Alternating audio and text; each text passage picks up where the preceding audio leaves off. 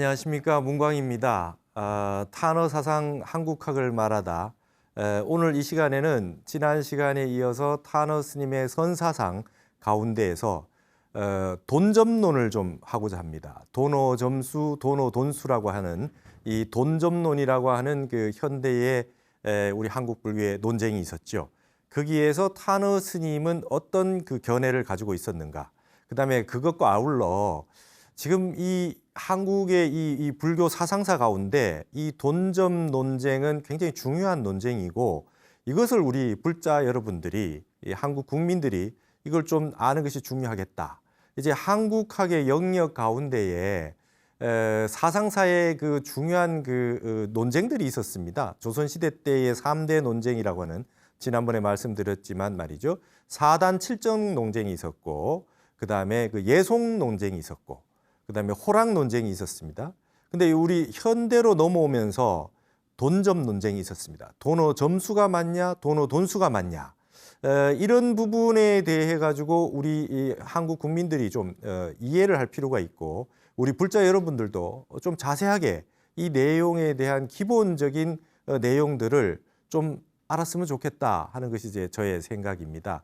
그래서 이제 이 돈점론에 대해 가지고 오늘 1시간 하면서 핵심을 파악하셔가지고 여러분들이 개별적으로 공부를 하시고, 나는 돈어 점수가 맞다, 아니다, 나는 돈어 돈수가 맞다, 이렇게 각자의 견해를 가지실 수 있도록 기본적인 내용들을 알기 쉽게 전부 다 설명을 해드리는 그런 시간을 갖도록 하겠습니다.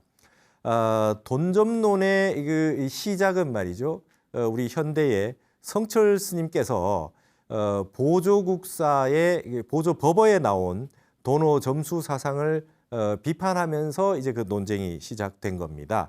근데 성철 스님의 돈어 돈수론을 알기 위해서는 보조국사의 돈어 점수론이 무엇인가 일단 알아야 그 이해를 할 수 있는 것이죠. 그래서 이 시간에는 말이죠, 보조법어를 다 보지 못해도 이 보조법어에 나온 보조국사의 이 돈어 점수론의 핵심이 뭔지, 그다음에 그것을 이어서 경어 스님이나 하남 스님이나 탄어 스님으로 내려오는 돈어 점수를 강조했던 분들의 견해를 우리가 좀 볼 필요가 있겠단 말이죠. 그래서 그런 다음에 이 부분에서 어떤 부분을 비판했는지, 성철 스님이 비판했는지, 그렇게 알게 되면 돈어 점수와 돈어 돈수라고 하는 걸 좀 이해를 하실 수가 있겠다, 이 말입니다. 그래서 먼저 우리가 돈어라고 했을 때 이 돈이라고 하는 거 말이죠. 돈어라고 하는 거, 돈어 점수, 돈어 돈수에도 공통적인 말이 돈어라는 말입니다. 그래서 이거를 어떻게 봐야 되느냐, 무슨 뜻이냐라고 하는 걸 조금 기본적으로 이해를 하시자고요. 이게 돈이라고 하는 거에 이 돈자를 말이죠, 우리는 승가에서는 몰록돈이다 이렇게 표현합니다. 몰록이다 이렇게 쓰는데, 이게 사전에 없는 말이에요, 우리 국어 사전에. 그러니까 국어 사전에 없기 때문에 그러면 쓰지 말아야 되느냐, 그것이 아니라 우리 선가에서, 불교에서 항상 써오고 있던 그 단어이기 때문에 오히려 몰록이라는 단어가 사전에 들어가야 된다, 저는 이렇게 생각합니다. 그러면 뜻이 뭐냐, 돈이라고 하는 뜻은 일단 두 가지가 있다고 보시면 됩니다. 첫째는 갑자기라고 하는 겁니다. 갑자기. 예, 갑자기. 서든리, 영어로 말하면 서든리입니다. 예. 갑자기. 어느 순간 갑자기 깨치는 거예요. 점이라고 하는 걸 말이죠, 천천히 점차적으로라고 하는 게 이게 점이지 않습니까? 그거에 비해서 갑자기라는 뜻을 가지고 있는 거죠. 그다음에 이 두 번째 뜻은 완벽하게라는 뜻이 있어요. 완벽하게. 퍼펙틀리입니다. 예. 완벽하게. 완전한 깨달음이라는 뜻도 있고, 갑자기 깨달았다는 뜻도, 이 두 가지 뜻을 다 가지고 있는 게 돈자입니다. 그러니까 어떤 형태가 되느냐, 점차적으로, 이게 여기에 갑자기에 반대되는 말이 말이죠, 이게 점이 되겠죠. 예, 점차라고 하는 거. 점이라고 되겠죠. 그러니까 완벽하게라고 하는 거는 아직까지 완전하게 깨닫지 못한, 아주 좀 부실한 이라고 하는 말이 남아 있을 것입니다. 그래서 돈오라고 했을 때 이 돈은 몰록이다. 몰록이라고 하는 말이 이렇게 갑작스럽게라고 하는 개념을, 요게 이제 이게 몰록 이렇게 했을 때 입성으로 우리가 평상거입의 입성입니다. 갑자기 뭔가 딱 끝나는 느낌을 뉘앙스까지 확실히 가지고 있다. 몰록이라는 단어가 그렇게 볼 수 있겠습니다. 그럼 이게 지금 도노 점수하고 도노 돈수라고 하는 것이 있는데 일단 그러면 도노 점수에 대해 가지고 조금 이해를 하실 필요가 있습니다. 도노 점수는 보조국사의 수심결에도 나오고 원돈 성불론이라고 하는 곳에도 나옵니다. 그러니까 이 도노 점수 사상을 알기 위해서는 화엄학을 좀 이해를 해야 됩니다. 그래서 이 화엄학이라고 하는 형태에서 우리가 좀 알아봐야 될 것이 일단 오늘은 말이죠. 도노 점수를 알기 위해서 화엄의 기본적인 수행 계위에 대해서 우리가 조금 이해를 하셔야 되겠다는 거죠. 그래서 화엄을 바탕으로 해서 도노 점수라고 하는 개념을 선과 교를 회통해 가지고 보조국사가 이게 설하게 된 것이 이제 바로 도노 점수론입니다. 그래서 화엄은 말이죠. 십신, 십주, 십행, 십회양, 십지, 그다음에 등각과 묘각이다. 이렇게 모든 계위가 구성이 되어 있죠. 이렇게 계위가 구성되어 있는데 이 가운데 깨달음이라고 하는 구경각은 묘각입니다. 여기 와야 완벽한 깨달음입니다. 이게 완벽한 깨달음이죠. 완벽한 깨달음의 경지입니다. 그런데 도노 점수라고 하는 것은 어떻게 얘기하느냐? 여기서 이 십신에서 이제 이 십주, 이게 십주의 초주가 있어요. 초주. 첫 번째, 십신이 원만하게 구족되면 십주 초주가 됩니다. 십주 초주가 뭐냐면 초발심주입니다. 초발심주. 예, 이게 이 십주 초주의 이름입니다. 예. 그러면 초발심주는 무슨 뜻이냐? 초발 보리심주입니다. 그죠? 우리 보리심이라고. 이 보리심이라고 하는 건 안욕따라 삼약 삼보리죠. 그죠?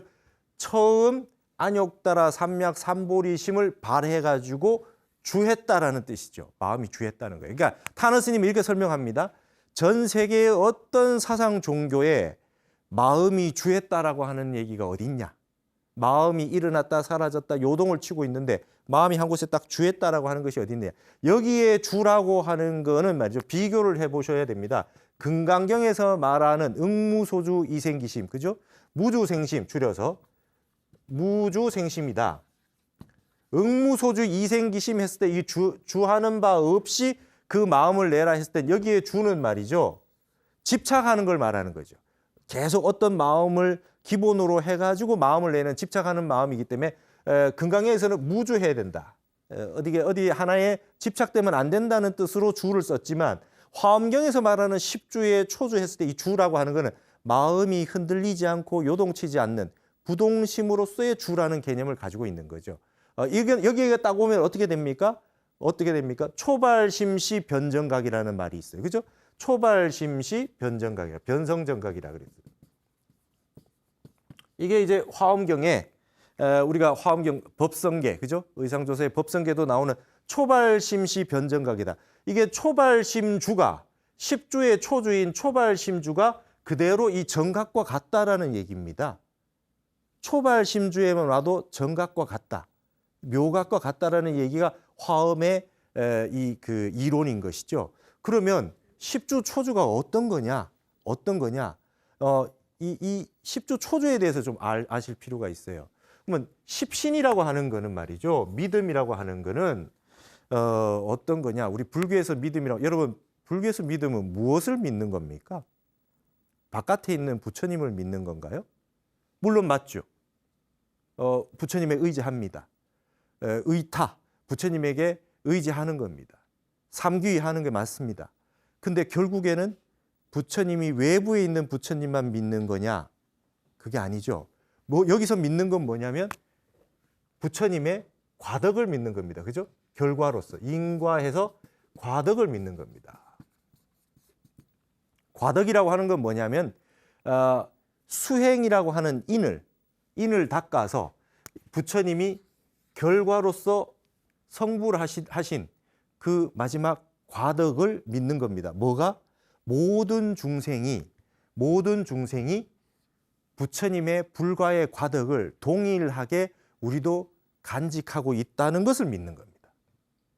부처님의 불과를 깨달음이라고 하는 것을 본래 우리도 깨달아져 있다라고 하는 걸 믿는 겁니다. 일체 중생이 부처님이 성불하신 묘각의 과덕을 누구나 다 갖추고 있다라고 하는 걸 믿어서 믿음의 10단계가 있는데 믿음의 10단계가 완벽하게 구족되면 이걸 신만이라 그래요. 믿음이 완벽하게 신만하면 성불이다 이런 말이 있죠. 화엄에서는 신만 성불이라 그래요. 믿음이 완벽하게 구족이 됐을 때 그걸 신만이라 그래요. 신만이 되면 갑자기 십신이 십주초주로 넘어가게 되죠. 십주초주로 넘어갑니다. 그래서 이거는 십신이라고 하는 것은 수행이 아니랍니다. 믿는 거기 때문에 수행 단계에 십신이 들어가지 않아요. 수행 단계는 십주부터 수행 단계로 들어갑니다. 이거는 믿는 거기 때문에. 여러분 진짜 믿습니까? 일체 중생이 불성을 다 가지고 있다는 걸 완벽하게 믿어서 조금의 의심도 안 가지십니까?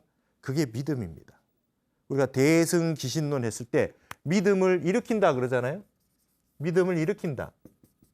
어떤 믿음을 일으키느냐?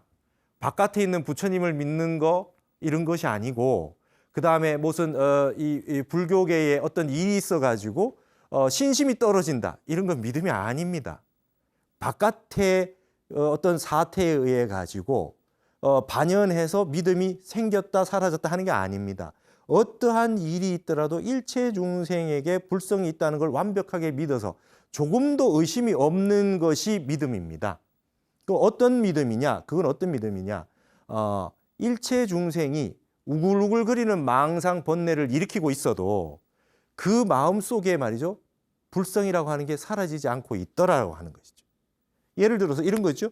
여기에 지금 어떤 사람이 말이죠. 광명이 있어요. 누구나 갖추고 있는 불과의 광명으로서 불성을 가지고 있습니다. 우리의 근본 성품자리를 타너 스님이 늘 얘기하는 성자리, 근본 성품을 다 갖추고 있습니다. 근데 이것이 번뇌가 하나도 없으면 빛이 바깥으로 발산을 해서 광명을 낼 텐데, 지혜 광명을 낼 텐데 이게 말이죠. 이렇게 구름으로 이렇게 덮여 있어요. 번뇌 망상으로. 하늘에 구름이 꽉 끼어 있으면 그 안 속에 태양이 사라지고 없습니까? 먹구름이 끼어 있어도 안에 있는 태양은 그대로 살아있지 않습니까? 그러니까 아무리 많은 구름이 덮여 있어가지고 깜깜하게 태양빛이 보이지 않더라도 그 속에는 태양이 그대로 있다라고 하는 걸 믿어 의심치 않는 겁니다. 그럼 사람마다 다 다르죠. 어떤 분은 이 번뇌 구름이 조금 끼어 있어가지고 조금 수행을 닦으면 바로 빛이 말이죠. 구름을 뚫고 나오는 분도 있고 어떤 분은 먹구름이 잔뜩 끼어가지고 너무 그냥 번뇌 망상과 욕심과 뭐 이런 것들이 너무 업들이 가득해가지고 도저히 이제 태양빛이 밖으로 나올 수 없을 만큼 그런 업이 두터운 마장장애가 많은 분도 있을 수 있죠. 그러나 우리는 무엇을 믿느냐? 그 어떤 중생이든 간에 그 속에 있는 근본의 광명의 이 불성은 다 갖추고 있다. 이거를 조금 더 믿어 의심치 않는 것이 바로 십신의 경지입니다. 그래서 이거를 뭐라 그러냐? 화엄경에서는 이거를 보광명지라 그럽니다. 보광명지다. 두루보자. 누구나 다 갖추고 있는 근본 광명의 지혜를 누구나 다 갖추고 있다. 이걸 뭐라 그러냐? 근본지라 그래요. 누구나 다 근본에 다 갖추고 있는 지혜입니다. 이게 우리의 근본 자성짜리고 본지풍광입니다. 본래 갖추고 있는 우리들의 불성. 이것이 나보다 훨씬 못한 사람뿐만 아니라 일체 중생들, 지옥 중생들까지도 다 갖추고 있다는 걸 믿어 의심치 않는 것을 믿음이라고 합니다. 불교에서 믿음이라고 합니다. 그러면 어떻게 되느냐? 화엄경에서 신이 도원 공동모다 이런 말을 쓰죠. 믿음이라고 하는 거는 말이죠. 도의 근원이요. 모든 공덕의 어머니가 된다. 이렇게. 화엄경에 이렇게 나와 있잖아요. 믿음이라고 하는 건 모든 도의 근원이요. 모든 공덕의 어머니가 된다. 여러분, 믿음 하나면 된다는 거예요. 그러니까 실제로 여기에서 나온 내용이 뭐냐면 믿음을 일으킨다라고 하는 것은 말이죠. 나에게도 부처가 본래 있다는 거죠. 나에게도 본래 부처가 있어요. 그래서 화엄경을 보면 열의 출현품이라고 있습니다. 열의 출현품이 있어요. 열의 출현품은 말이죠. 80화엄에는 열의 출현품이라고 되어 있는데 이게 60화엄에는 말이죠. 이름이 어떻게 되어 있느냐. 보황열의 성기품이라 이렇게 나와요. 보황열의 성기품이다. 성품 성자 일어날 기자. 열애가 출현했다. 근데 이게 열애의 보황열의 성품이 일어났다. 이렇게 이름이 이게 60화엄이고 이게 80화엄의 이름입니다. 그러면 화엄경에 나온 열애 출현품이라고 하는 거는 열애가 출현하는 것이 서가모니 부처님 이후로 다음에 미륵불이 출현하는 것만 얘기하는 게 아니다는 거예요. 내 속에 있는 근본 불성자리가 구름을 뚫고 바깥으로 튀어나오는 겁니다. 내 불성을 믿어서. 그래서 이게 열애 출현이에요. 그러니까 열애 출현이 화신불로서의 서가모니 부처님이나 미륵 부처님이 출현하시는 것만 열애 출현이 아니고 우리가 본래 갖추어져 있는 근본 성품의 불성자리가 바깥으로 드러난 걸 열애 출현이라 그래요. 그래서 누구나 가능하다. 누구나 가능하다. 이거를 믿어 의심이 없어야 된다. 어느 정도 믿음이 완벽하게 가득 차서 조금도 부족함이 없을 정도로 십신이 구족되면 갑자기 여기서 십주 초주로 옵니다. 이거를 발심이라 그래요, 여러분. 초발심 주잖아요. 불교에서 말하는 발심은 이게 발심이에요. 이게 발보리심입니다. 이거를 여기에 발보리심이 되면 이젠 퇴전하지 않아요. 모든 중생이 부처이고 나도 본래 부처이고 나도 여기에서 부처님처럼 수행을 하면 나도 바로 성불할 수 있다는 믿음이 있기 때문에 십주 초주에 오는 순간 말이죠. 영원히 끝까지 성불하는 때까지 간다는 것이죠. 그래서 이게 여기에서 말한 보조국사가 말한 도노점수 사상은 화엄경에서 말한 이 십주 초주가 초발심시 변정각이라고 했던 이거를 가지고 기본으로 나온 이론이라는 것입니다. 그러니까 이게 교학과 선, 화엄과 선이라고 하는 것이 선교가 회통되면서 나온 이론이라고 볼 수 있죠. 그래서 이걸 화엄선이라는 말까지 씁니다. 그래서 이것이 어떻게 되느냐? 이것이 여기에 십주 초주부터 나오면 여기가 이미 이게 도노라는 겁니다. 이게 도노인데 여기에 도노는 십주 초주에 십신이 구족해서 온 거니까 수행해서 온 건 아니잖아요. 믿어서 온 거거든요. 믿어서 온 거기 때문에 이걸 다른 말로 해오라 그래요. 이건 수행해서 증오, 이렇게 증득한 깨달음, 수행을 통해서 증득한 깨달음은 아니고 요거는 완벽한 이해, 신의 행증을 통한 완벽한 이해를 통한 해오다. 이건 보조국사가 본인 스스로 말씀하셨던 거예요. 이 도노는 십주 초주의 도노는 해오의 성격을 가진 거다. 그 다음 단계는 뭐냐? 십주부터 주행향지 이걸 11지라고도 합니다. 등강묘각까지는 여기서부터는 뭡니까? 닦아 나가는 거예요. 이게 점수입니다. 이게 이제 점수입니다. 그 다음에 뭐냐면 완벽하게 불성 자리를 다 갖추고 있다는 걸 믿어 의심치 않아서 이제 여기서부터는 퇴전이 없어요. 예를 들면 서울에서 부산이나 광주로 고속도로로 내가 간다. 그러면 고속도로에 이제 차를 올렸어요. 그러고 나면 보리심을 가지고 영원히 끝까지 가는 겁니다. 목표가 도착할 때까지 목표는 당연히 묘각이겠죠. 성불하는 그날까지 여기서부터는 끊임없이 나아간다. 이게 이제 점수라는 것이죠. 그러면 도노 점수론에서 가장 중시하는 것이 뭐겠습니까? 일단 발심해라는 거죠. 발심해라. 초발심을 내라는 겁니다.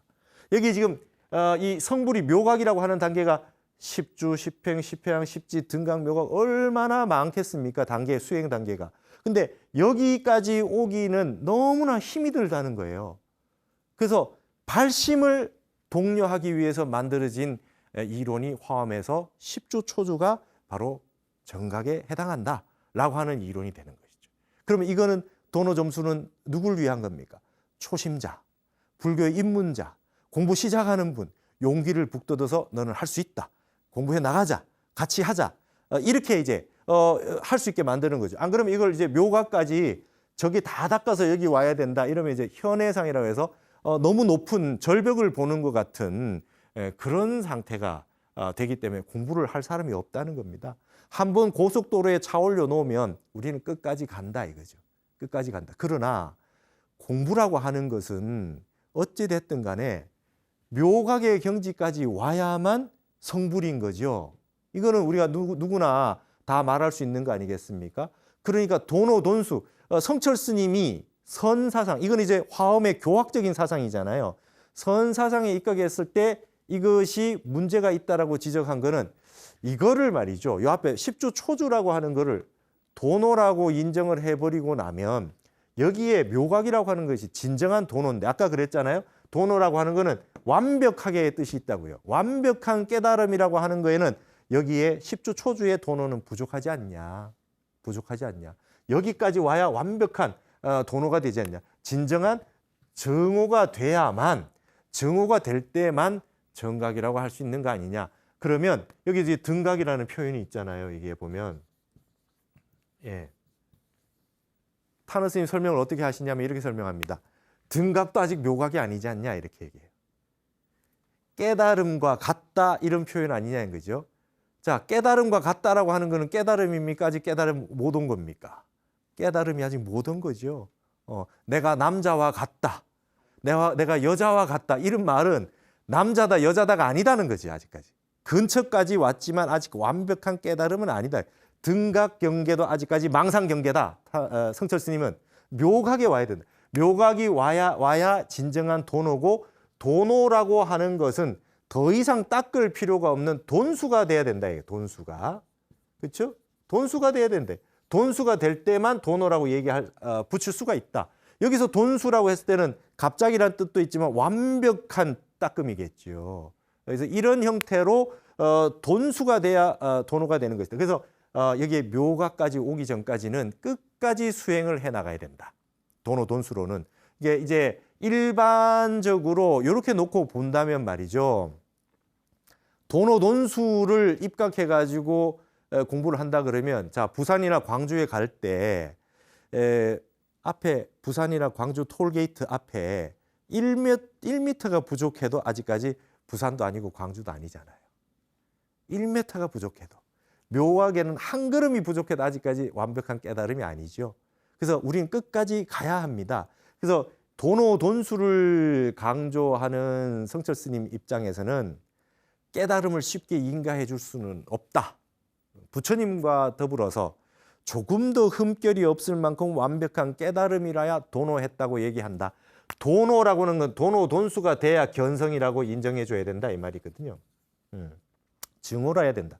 이 정도의 경지에서 이 도노를 말이죠. 견성이라고 얘기해서는 안 된다라는 어떤 그 엄격한 선에 입각해서 하는 말씀인 겁니다. 그러면 이걸 어떻게 봐야 되냐 하면 성철 스님 입장에서는 뭡니까? 마지막 공부가 끝났느냐 안 끝났느냐를 이게 점검하기 위한 방식인 거죠.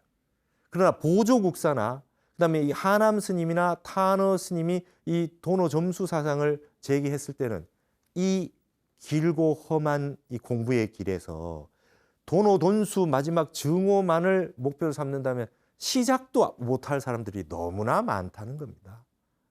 너무나 많다는 거죠. 그래서 어떻게 얘기를 하느냐? 처음에 이 발심하는 거, 발심과 필경이 이불별이라 그래.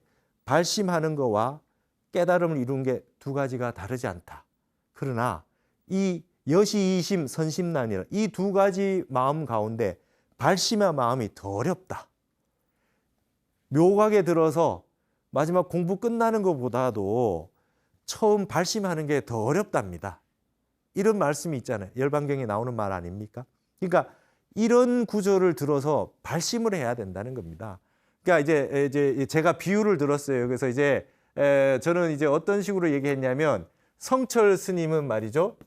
성철 스님의 철자를 써서 철적 관점이라 그랬어. 철저하다 이게 철두철미, 철상철하 이렇게 철저하다. 공부가 조금이라도 부족하면 안 된다라고 하는 걸 주장한 거다. 근데 타너 스님 입장에서는 이게 탄적 관점이 이름에서 나온 탄적 관점이다. 다 포함한다 이렇게 제가 이 비유를 들었던 겁니다. 성철 스님이 마치 에베레스트 정상에 올라가서 에베레스트 정상에 1m만 부족해도 아직 정상이 아니라는 걸 강조하는 위로 올라가는 향상의 그 세계를 제시한 거라면 이 도노 점수 사상은 말이죠. 타너 스님처럼 모든 걸 다 머금어서 포괄하는 겁니다. 어떤 형태로든 다 공부하러 들어와라. 태평양 바다처럼 모든 걸 다 받아 안아주는, 여러분 태평양 바다가 1000개의 강물이 오는 걸 취사를 합니까? 다 받아들이죠. 다 받아들이는데 그 가운데에서 바다에 들어오는 순간 한 맛밖에 내지 않습니다. 1미, 짠맛 한 맛만 내지 않습니까? 그래서 모든 걸 회통해서 다 받아들인다는 겁니다. 연불도 좋고 다란이도 좋고 경정도 좋고 독경도 좋고 절도 좋고 윗바사나도 좋고 가나선도 좋고 호흡도 좋고 어떤 수행을 하더라도 이 속에 다 들어라. 근데 첫 수행할 때 시작은 발심이 돼야 된다는 거예요. 발심이 되지 않으면은 필경에 이 묘각 자리는 올 수가 없다라는 것이죠. 그래서 화엄경에 보면 선제동자가 십신을 구족할 때 처음에 문수보살을 만납니다. 문수보살을 만나가지고 보리심을 내죠. 확실하게 이제 이 발심을 하게 돼요. 그러고 난 다음에 53 선지식을 만나러 가서 첫 번째 10주 초주에 만나는 분이 뭡니까? 우리가 많이 외우는 덕운, 해운, 선주승 이렇게 나오잖아요. 처음에는 스님들 세 분을 만나러 갑니다. 덕운 스님을 만나러 갔을 때 처음에 묘봉산에 갔더니 뭐 하라고 하십니까? 연불해라 이렇게 얘기해요. 연불해라. 그래서 묘봉산에 덕운 스님 만나러 갔을 때가 초발심주입니다. 초발심주. 10주 초주예요. 거기 왔을 때 이미 뭐라고 얘기하느냐? 선제동자는 저는 보리심을 바란 사람입니다. 이렇게 얘기해요. 보리심을 바랬는데 어떻게 하면 보살행을 하고 보살도를 이루겠습니까? 하는 질문을 하는데 여기에서부터 시작해서 마지막 53선지식의 맨 마지막 묘각경지인 미륵보살을 만날 때도 이 말씀은 변하지 않습니다. 저는 보리심을 바란 사람입니다. 어떻게 보살도를 이루고 보살행을 하겠느냐라고 하는 그 말씀을 늘 합니다. 여기서부터 여기까지는 말이죠. 점수의 과정이지만 늘 한결같이 하는 말은 보리심을 바란 사람입니다라고 하는 말을 항상 하는 것이죠. 그래서 여기에서 점수를 닦아가가지고 미륵이 올 때까지 하는데 이것이 말이죠. 점수법이지만 이게 삼승교학과 다르다는 거예요. 이 화엄의 일승교학은. 삼승교학하고 달라서 어떤 거냐. 삼승교학은 삼아승직업을 닦아야 된다. 나고 계속해서 윤회해서 닦아야 겨우 부처님이 될 수 있다. 이런 교학이 있지만 화엄회에서는 점수법이지만 일승교학에서는 말이죠. 선제동자가 처음 발심해서 문수보살에서 발심해서 53 선지식을 다 친견하고 이 해탈문을 증득해서 마지막 미륵보살을 만나가지고 인가를 받고 다시금 문수에게서 갔다가 보현보살의 행원으로 보현행을 하는 데까지가 한 생만에 다 되잖아요. 한 생만에 다 된단 말이에요. 그래서 화엄을 말이죠. 점교라고 하지 않습니다. 화엄은 원돈이라 그래. 화엄은 원돈 신해문이라 그러거든요. 지난번에 원에 대해서 설명을 했습니다. 원이라고 하는 것은 말이죠. 우리가 원에 딱 오는 순간 이미 나는 원에 동참한 것이다. 그렇죠? 그래서 이건 단박에라고 하는 뜻이 있습니다. 그래서 화엄은 원돈입니다. 원돈문이에요. 돈법입니다. 전법이 아니에요. 화엄도. 10주부터 닦아 나가가지고 묘각이 이를 때까지 낱낱이 점차적으로 닦아 나가는 것이 있지만 한 생에 다 끝난다 이 말이에요. 예, 그래서 이게 돈법이라고 얘기하는 겁니다. 자, 그러면 여기에서 10주 초주에 있는 이것이 도노라고 한다면 질문을 하죠. 도노라고 한다면 묘각에 있는 경지처럼 신통력도 없고 아무 능력도 없지 않냐. 그걸 어떻게 도노라고 할 수 있느냐라고 하는 부분이 자문하는 부분이 보조법어에 나옵니다. 그 보조 스님이 어떻게 대답하느냐. 이렇게 얘기합니다. 10주 초주가 되면 이건 어린아이다 이거죠. 어린아이. 갓 태어난 어린아이다. 그리고 여기에 묘각의 경지에 있는 사람은 말이죠. 완벽하게 능력을 갖춘 어른이다. 아버지다. 이렇게 얘기할 수 있겠죠. 근데 자 10주 초주라고 하는 이제 갓 발심했는 어린아이가 움직이지도 못하고 기어다니고 그다음에 밥도 먹여줘야 되고 능력이 별로 없다 이거죠. 능력이 별로 없어요. 그러나 뭡니까? 이 어린아이도 동일한 사람이다. 사람이라는 측면에 있어서는 어른이나 아이나 한 가지다. 오장육부를 다 가지고 있고 불성을 다 갖추고 있고 보고 듣고 느끼고 다 할 수 있고 또 동일한 마음을 가지고 있고 그다음에 얘가 조금씩 자라나면 말이죠. 그냥 태어나서 자라서 쭉 가기만 가면 성인이 되지 않냐. 능력은 지금 가지고 있지 않다. 여기서 말하는 도노는 해오기 때문에 능력은 없다. 그러나 이것을 점수법으로 닦아 나가면 언젠가는 부처님처럼 어른처럼 능력을 발휘하게 된다. 힘이 생긴다 이거죠. 그런 측면에서 어린아이니까 능력이 없다는 걸 강조하면 도노돈수가 되겠지만 이 어린아이가 이제 완벽하게 어른과 동일한 사람이라는 측면에서 인정해 주자는 게 도노점수법인 거죠. 그래서 이제 비유를 좀 들자면 저는 이렇게 비유를 들 수가 있겠습니다. 도노점수라고 하는 거는 말이죠. 이 세상의 모든 사람들이 공부를 시작할 때 이걸로 이끌어줘야 되지 않겠냐. 공부를 시작하고자 했을 때 너는 그 공부 못해. 너 성불하겠니? 이번 생 한 생 닦아서 되겠어? 절대 어렵다. 그렇게 해가지고는 아무도 공부할 수 없을 겁니다. 그래서 발심해라. 발심해서 할 수 있다. 발심 수행을 딱 해서 원력을 세워가지고 발심해 보리심을 발해라. 이 부분에 있어서는 공부 시작하는 분에게는 절대적으로 필요하다. 그리고 너는 할 수 있다고 밀어주는 거죠. 칭찬해주고 격려해주고 우리가 본래 부처라고 하는 걸 인식시켜 주는 겁니다. 그래서 자비로운 자애로운 어머니 같은 게 도노점수라면 자 그래도 말이죠. 그래도 한치의 오차도 없는 부처님처럼 성불하지 아니하면 수행을 멈출 수 없다. 그건 돈수가 아니야. 그거 가지고는 도노라고 할 수 없어. 이 도노돈수로는 말이죠. 엄격한 아버지 같은 거 알겠느냐. 그리고 이제 이런 부분에서 그렇게 표현합니다. 자, 얼음이 있어요. 얼음이 있는데 얼음이 지금 녹아서 이제 물이 됐습니다. 이게 얼음이 있고 물이 있다면 얼음이라고 하는 번뇌망상이 껑껑 얼어가지고 우리의 그 업을 좌우하고 있다고 봤을 때 이 얼음이 말이죠. 도노 점수는 녹기 시작하는 순간인 거죠. 이게 녹기 시작한 거예요. 이제 녹기 시작했는데 도노 돈수로 여기는 이게 이제 도노 점수는 도노 점수라고 하는 건 녹기 시작했지만 이제 녹았다는 거예요. 이게 얼음 상태가 벗어났다는 겁니다. 얼음 상태를. 그런 것이 이제 강조해 주는 게 도노 점수라면 야, 이 얼음이 남아 있으면 안 되지 않느냐. 완벽하게 녹아가지고 물이 돼야 그게 다 녹았다고 할 수 있는 거 아니냐. 이게 도노 돈수 아니겠냐는 것이죠. 그래서 이 두 가지는 이 두 가지를 가지고 포교의 입장, 그다음에 깨달음을 점검하는 입장이라고 하는 양변에 있어서 논쟁이 될 만하지요. 논쟁이 될 만합니다. 근데 타너 스님은 회통 정신이 강하고 누구든지 수행에 들어와야 된다. 불교 공부뿐만 아니라 유교나 노장이나 기독교나 그 어떤 분도 이 속에 발심만 하면 들어올 수 있다라고 하는 걸 길을 열어서 태평양 바다처럼 모든 사람을 취사 없이 모든 강물을 다 받아주는 회통론적 관점에서 열어준 것이 이제 도노 점수기 때문에 타너 스님은 보조국사의 도노 점수를 중심으로 많은 분들을 교육을 하고 가르쳐야 되는 그 가르침으로 삼아야 된다는 것이고 성철 스님 입장에서는 교학이라고 하는 것은 아직까지 깨달음이 아니다 이거죠. 부처님은 이 선으로 깨달으신 분이고 팔만대장경 보고 깨달은 분이 아니다 이 말이죠. 선을 닦아가지고 완벽하게 마지막까지 한치의 오차도 없는 깨달음을 이루어서 묘각을 이루신 분이기 때문에 우리도 수행을 하자면 끝까지 공부를 해서 한치의 오차도 없는 완벽한 증오의 경계까지 돈수의 경계까지 가야 된다. 이게 이제 성철 스님이 말씀하셨던 도노 돈수의 어떤 그 이론입니다.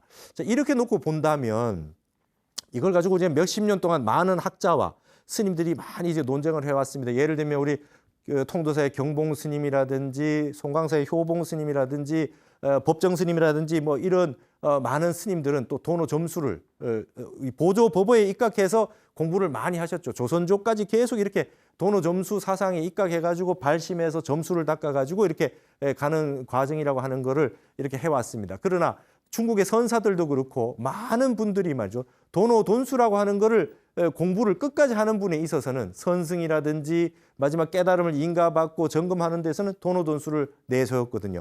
여기에서 이제 도노 돈수에서 나오는 게 뭡니까? 화두가 동정이려 움직이거나 고요하게 있거나 깨 있을 때 항상 화두가 일념으로 지속되는 동정이려.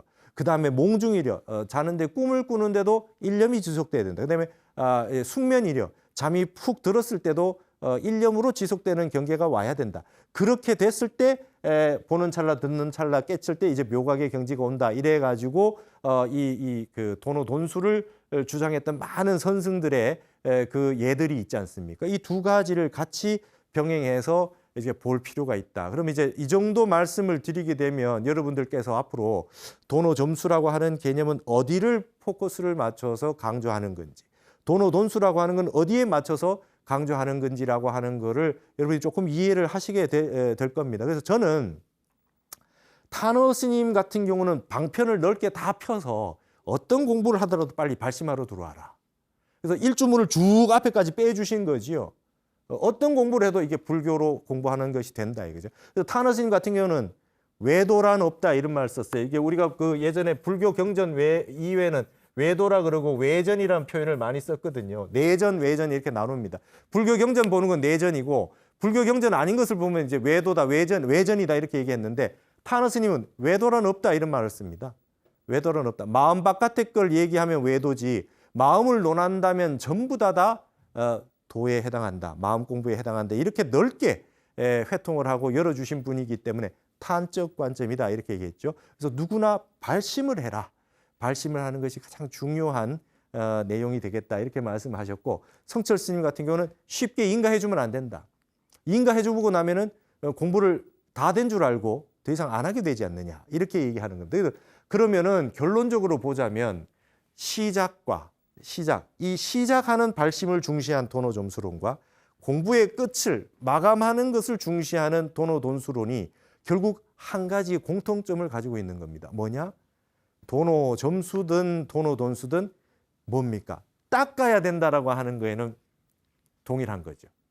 발심을 한 것을 크게 인정을 해주거나 마지막 끝이 나야 인정을 해주거나 상관없이 중간에 점수로 닦아 나가건 끝까지 깨달음으로 갈 수 있도록 돈수를 중요시하건 닦는다라고 하는 것은 가장 근본이다.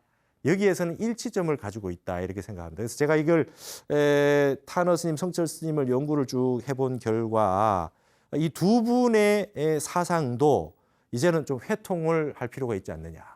도노 점수와 도노 돈수를 동일하게 봐서 어느 분이 옳고 그르다고 하기보다는 이 양변에 있는 이 두 분의 사상을 함께 쭉 회통을 해가지고 공부를 시작하고 포교를 하고 다른 사상 종교와 회통을 하고 할 때는 이 도노 점수로 시작을 해서 그 다음에 우리도 누구나 성불을 해야 된다라고 할 때는 이 도노 돈수를 쓰는 것이 어떻겠느냐 이런 것이죠. 그래서 이런 거를 생각해 볼 때 여기 이제 본각이라고 하는 게 있습니다. 여기는 본각을 강조하는 거죠. 우리가 본래 부처라고 하는 걸 강조해서 빨리 십주 초주로 넘어와라. 완벽하게 믿어라. 모든 중생이 지금 내가 번뇌망상이 많아도 빨리 믿으라고 하는 본각을 강조한 거고 여기는 묘각이라고 하는 건 진정한 완벽한 깨달음이라고 하는 시각을 강조한 것이 아니겠느냐 이렇게 볼 수 있겠습니다. 그래서 여러분 우리가 스님들 같은 경우 그다음에 일반 모든 신도분들이 불명을 받고 스님들은 법명을 받습니다. 처음 스님들 출가하시고 여러분들 계율을 5개 10개를 받으셔가지고 처음에 수계를 받을 때 여러분도 불명을 받으시지 않습니까? 유교 공부하신 분들은 깜짝 놀랍니다. 불자 여러분들의 불명이나 스님들의 법명이 너무 이름이 크다는 거예요. 보살님들 이게 대각심, 그렇죠? 이름을 막 그렇게 지어줘요. 그럼 거사님과 정각, 막 이렇게 이름을 지어주지 않습니까? 그 이름을 어떻게 감당하느냐? 유교에서는 어리석을 우자라든지 뭐 겸손할 겸자라든지 이런 걸 많이 쓰지 않습니까? 근데 우리 불교는 사상적으로 본각의 입장에서 그렇게 큰 불명을 지어주는 겁니다. 본래 깨달았다고 하는 것을 인식해라. 여러분이 본래 부처다. 이 세상 누구나 다 부처다. 일체 중생이 부처라고 하는 걸 인식해라. 그걸 인식하고 수행을 해서 마지막으로 공부가 됐을 때 인가를 받을 때 이제 법호를 또 주십니다. 그렇죠? 법호. 그래서 스님들 이름이 늑자로 되어 있는 경우가 많죠. 탄어, 택성 이렇지 않습니까? 그죠? 퇴옹, 성철 이렇게 이름했을 때 처음 법명은 본각의 이름으로 받으신 거고 마지막 깨달음을 이루어서 인가를 받고 법호를 받을 때는 이 시각으로 인정해 주는 이름을 받는 겁니다. 그래서 역대로 모든 스님들이 이 법호와 법명이라고 해서 네 글자가 되는 것이죠. 그래서 이 두 가지가 도노 점수와 도노 돈수라고 하는 것이 우리 한국에 있었던 그 중국에는 말이죠. 이만큼 강력한 논쟁이 없었어요. 이렇게 우리가 수행에 있어서 근현대에도 이런 논쟁을 하면서 어떻게 깨달음을 이룰 것이냐, 부처님 불법에 다가갈 수 있을 거냐라고 하는 것에 대해서 이렇게 치열하게 논쟁도 하고 그다음에 그 사유를 하고 수행을 닦아 나가는 그런 입장을 가지셨대. 이게 도노돈수를 주장하셨던 분들, 성천 스님 말고도 예를 들면 뭐 향곡 스님이다, 서홍 스님이다, 우리 지금 종정 스님인 진제 스님이다. 제가 출가해서 모셨던 그 제10대 종종 해암 스님이다, 법전 스님이다, 이런 분들 다 도노돈수를 주장하셨어요. 수행의 마지막 끝까지 가야 되겠다라고 하는 그런 그 믿음을 갖고 의지를 가지고 수행을 하셨던 분들이 있다. 그래서 도노점수, 도노돔수, 이 우리나라에 있었던 이 돈점 논쟁은, 근현대에 있었던 논쟁은 세계 사상사에서 아주 중요한 그런 의미를 가지는 것이다. 이렇게 이해를 하시는 것이 바르다. 저는 이렇게 생각을 하고요. 한국학의 중요한 한 사상의 핵심에 다 있다. 이렇게 생각을 합니다. 그래서 우리 이제 타너 스님이 이제 특히 도노 점수를 강조를 하셨는데, 이런 부분들을 통해서 우리 불자 여러분들도 이번 시간을 통해서 우리가 빨리 발심을 해서 우리가 부처님처럼 구경각을 이루도록 수행하는 그런 우리 불자가 되시고, 한국 국민들 모두가 우리는 근본적으로 공부하고 수행하기 위해서 한국 땅에서 노력하고 있다. 그렇게 해야 되겠다라고 하는 그 의지를 다시 한번 새겼으면 좋겠습니다. 이제 오늘은 말이죠. 타너 스님의 이제 선사상 가운데 도노 점수를 강조했던 부분 설명을 하기 위해서 도노 점수와 도노 돈수를 비교해서 화엄학을 가지고 와서 설명을 좀 해드렸습니다. 여러분들께서 앞으로 이제 돈점 논쟁이라고 하는 부분에 있어 가지고는 여러분들 각자 의견이 다르실 줄로 압니다. 나는 도노 점수가 좋은 것 같다. 나는 도노 돈수를 취해 가지고 조금의 그 문제가 있더라도 나는 게을리하지 않고 끝까지 공부를 해 나가야 되겠다. 이런 어떤 부분도 좋으니까 이 부분들을 잘 이해를 하시고 많은 책들과 논문들이 있으니까 또 찾아보시면서 공부를 하시면 좋겠다는 생각이 듭니다. 그래서 오늘 이 짧은 시간에 돈점론을 다 얘기할 수는 없지만 이 정도 되면 그래도 대충 도노존수, 도노점수에 대해서 좀 이해를 하시지 않았겠느냐 이렇게 생각이 되어집니다. 다음 시간에 이어서 많은 이제 선사상 가운데 수행법들이 있는데 타너 스님은 얼마나 많은 수행법들을 회통해서 제시를 했는가에 대해서 좀 더 공부를 하도록 하겠습니다. 오늘은 이것으로 마치겠습니다. 감사합니다.